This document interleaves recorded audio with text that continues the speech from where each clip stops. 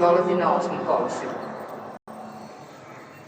Regiovod 6013 iz Zemuna za Pančevo-Vonovicu dolazi na 8. kolosek.